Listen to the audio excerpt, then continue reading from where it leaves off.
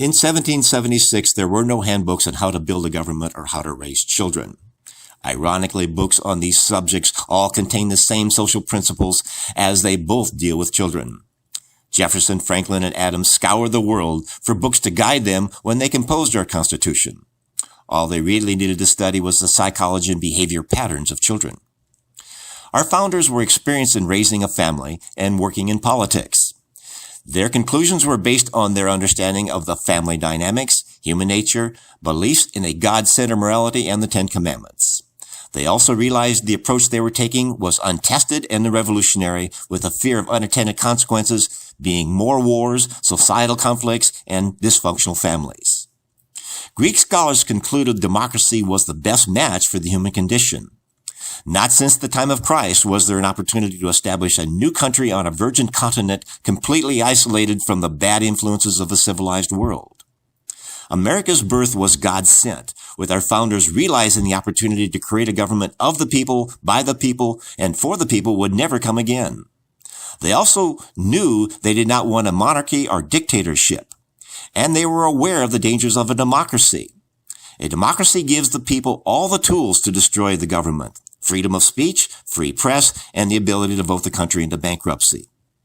They also realized a government not based on God-given moral laws would not survive, as absolute power always corrupts absolutely. Century after century of godless systems have consistently wreaked havoc and devastation on nations with such governments.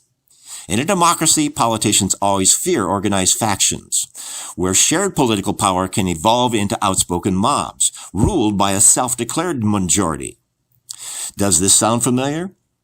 The rights to demonstrate is part of our republic, but there is a constant fear of it growing out of control when core values are ignored, forcing the government to use martial laws to rein in the rule of law, based on a God-centered culture of living by the golden rule. The word democracy never appears in our Constitution, Declaration of Independence, Bill of Rights, or the Pledge of Allegiance because the United States was never a democracy. We are a constitutional republic with representative electoral system, which prevents a mob rule of democracy from corrupting the balance between liberty and control. A democracy operates like a dysfunctional family, with rebellious children growing up with the attitude of entitlement, fostered by parents with more preoccupied with themselves than raising children to grow into responsible, self-reliant adults. In a democracy, there is a common belief that once a certain economic level is reached, privileges provided under the rule of law will automatically be maintained with little or no effort. Many believe the rules do not apply to them. Our Congress is a case in point. This is the reason Ben Franklin says, "We are a republic if we can keep it."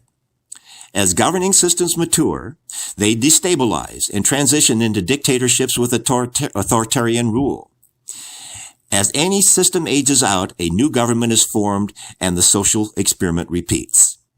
After 250 years, our republic is aging into a democratic socialism with authoritarian mob rule. Apathy, ignorance, and propagandized citizens are unknowingly being enslaved because they presume this is freedom. The words, "To the republic for which it stands, one nation under God, indivisible with liberty and justice for all," offends dictators and those who mistakenly believe we are a democracy that does not need to recognize God for our existence. This is Keith Kuby wishing you the best in making the world a better place.